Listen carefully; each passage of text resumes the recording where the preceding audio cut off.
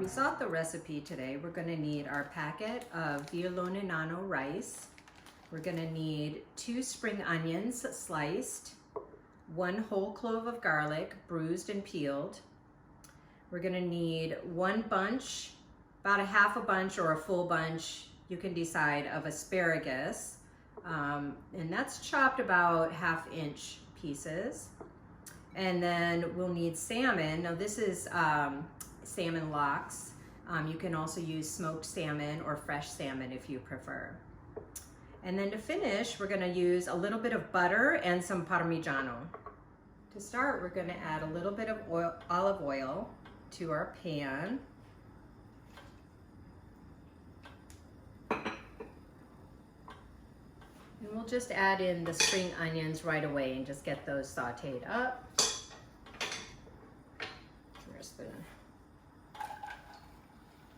spring onions go in? And I'll add the clove of garlic as well at this point. Okay, so the onions have been softening up for about 3 minutes. Nice gentle heat. You don't want to caramelize the onions at all.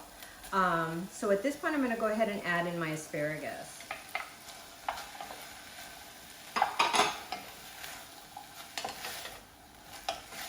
And I'll add some salt as well at this point. I really want the flavor of the asparagus to stand out in the risotto, so it is really important to salt it at this point and get it nice and seasoned. Turn my heat up just a little bit. And once that becomes nice and tender, I'm going to go ahead and take that off. So this has been cooking about 4 more minutes, and as you can see, it hasn't lost its green color, but I tasted it. It's nice and salted, and it has a little bit of a crunch on it, but not too crunchy. It kind of lost that little bit of bitterness that asparagus can have, and so this is the perfect point to take it off. While everything was cooking down, I went ahead and made a quick stock with the asparagus trim and the spring onion trim. And you'll want to salt that nicely, again, because it's going to have to salt all of the rice for the risotto. So you want to have your stock hot and ready to go. Okay, so I've taken the asparagus out of the pan, and I'm going to go ahead and add some more olive oil to the pan. It's about a tablespoon of olive oil, and I'm going to toast my rice. So it's really important to do a dry toast with your rice to coax out the starches as much as possible. So in my pan, I just have olive oil, and in goes the rice. This is about, I would say, 2/3 of a cup of rice. It's 4 ounces. And I'm just gonna start stirring that in my hot pan. I have it on medium-high right now. And we're gonna toast that for about almost a minute.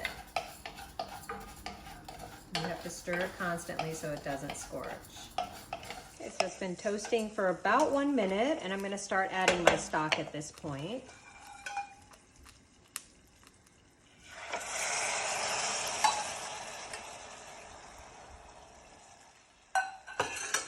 Okay.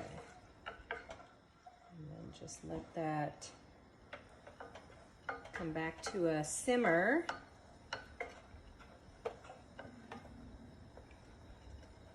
And you want to keep your risotto moving pretty often to, again, coax out those starches.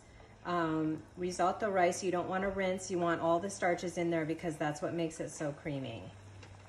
So there we go.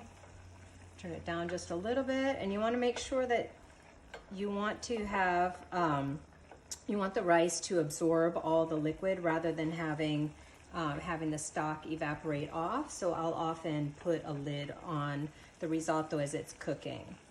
I wanted to mention also about the stock.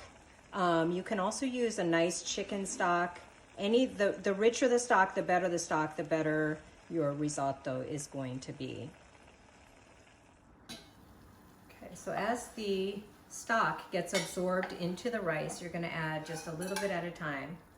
Just keep going like that until all the stock is done and the rice is nice and tender. You don't want it to be chalky in the middle anymore at this point. So it's been going for about 5 minutes now. So at about, it'll take 20 minutes total cooking time, more or less. And once we hit the halfway mark, I'm gonna add my asparagus back, and I can see now that this is too much, so I'll just add probably half, and I'll use the rest to make a cream sauce for pasta later.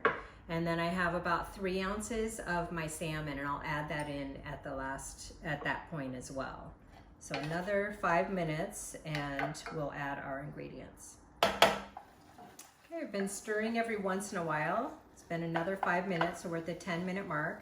I'm gonna go ahead and add half of my asparagus mixture back in there. Try to get all the juice in there as well, because that's the good flavor. Yum. Stir that in.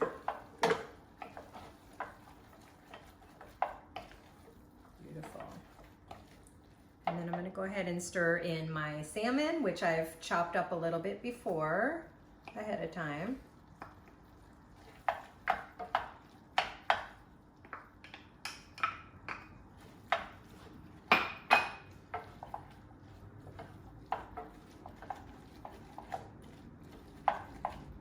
I'm going to add just a little bit more stock to that.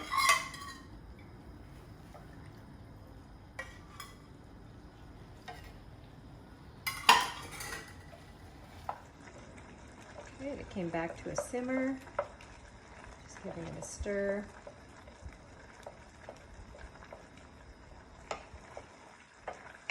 So that's going to go for about 7 more minutes now.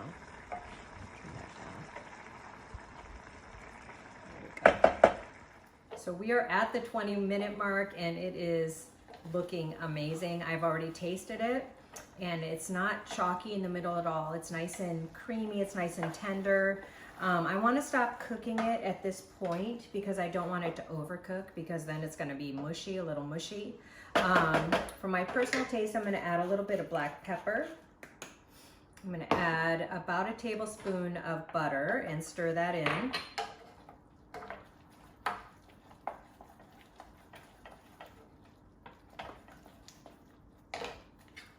This risotto is the classic risotto mantecato, they call it. So essentially stirred risotto. There's another style of risotto where you add the rice, bring it to a boil, add all the stock, put a lid on it, and just let it do its thing off the heat. But this is risotto mantecato, stirred, because you're stirring this and getting those starches activated in the risotto. All right, so all the butter is melted, and I'm gonna add Parmigiano to mine, but you can add any other type of cheese that you'd like. You could add some mascarpone, and that makes it creamy. Maybe if you add mascarpone, you're not putting butter. You can add formaggio di fossa, which is in your kit this month, which would give it a little bit of a stronger kick to it. So it is ready. So I'm gonna go ahead and plate up on one portion for you and show you what it looks like. Okay, so I'm gonna go ahead and plate up one portion. This is a little bit dry. I usually like to add just a little bit more, have it be a little bit more liquid, but this is still really nice. Kind of settle it into the plate.